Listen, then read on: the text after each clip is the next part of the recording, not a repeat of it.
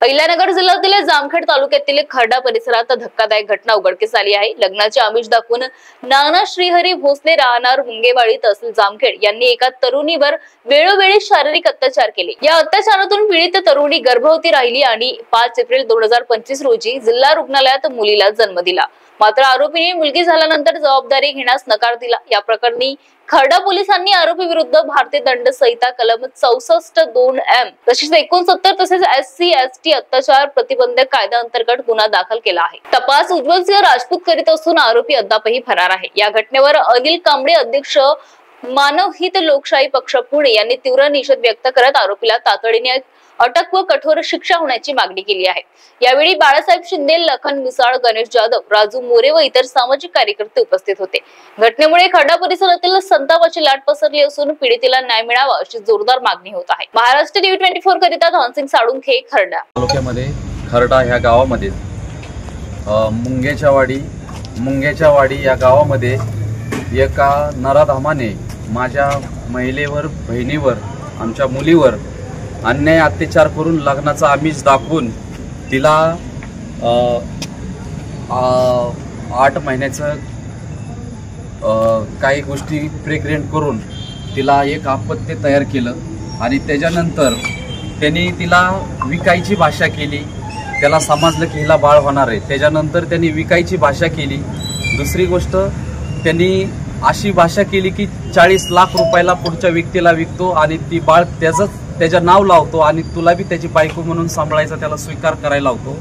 आणि अशी फिल्डिंग लावली की नगरमध्ये त्यांनी काही त्याचे मित्र बोलावले, त्या मित्रांचे नाव त्या हॉस्पिटलमध्ये लावले त्या मुलीचे नवरा म्हणून।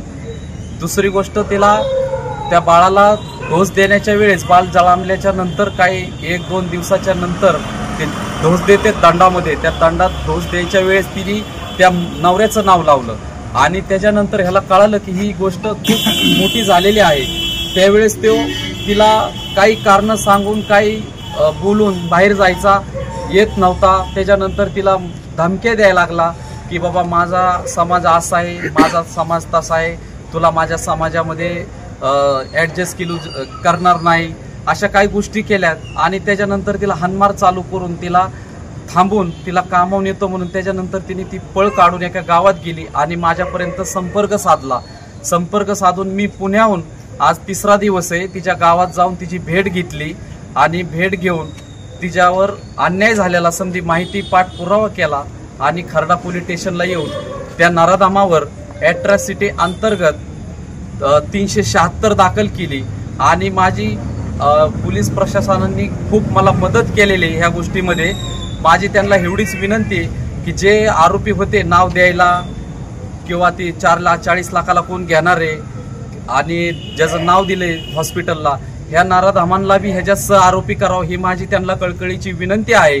जर ह्यांना बी आरोपी नाही केलं तर माझं त्यांना आव्हान आहे की मी येत्या 1-2 महिन्यात 15 दिवसामध्ये मी रस्ता रोको आंदोलन जामखेड तालुक्यामध्ये महाराष्ट्रभर करणार आहे। त्याच्यासाठी माझी पोलीस स्टेशनला विनंती आहे की ह्यांनी चांगल्या पद्धतीत कारवाई केली, अजून ही आरोपी आहेत ह्यांना अटक करण्यासाठी अशीच प्रोसिजर करून आम्हाला समाधानासाठी किंवा माझ्या बहिणीला न्याय देण्यासाठी त्यांनी तात्काळ ती आरोपी अटक करावे, हीच माझी विनंती आहे। जय भीम, जय लवजी, जय शिवराय। इस खबर के प्रायोजक है शिवशंकर आयुर्वेदिक एजेंसी, नागपुर का भव्य शोरूम। अनुभवी डॉक्टर्स से सज्ज सभी प्रकार की आयुर्वेदिक दवाइयाँ मिलने का एकमात्र स्थान। अनुभवी वैद्य एवं डॉक्टर द्वारा जटिल एवं जीर्ण रोगों पर विशेष आयुर्वेदिक उपचार उपलब्ध। इनका पता शिवशंकर आयुर्वेदिक, डॉक्टर मंगला केतकर हॉस्पिटल के सामने, महाजन मार्केट के पास, टेम्पल बाजार रोड, सीताबर्डी, नागपुर।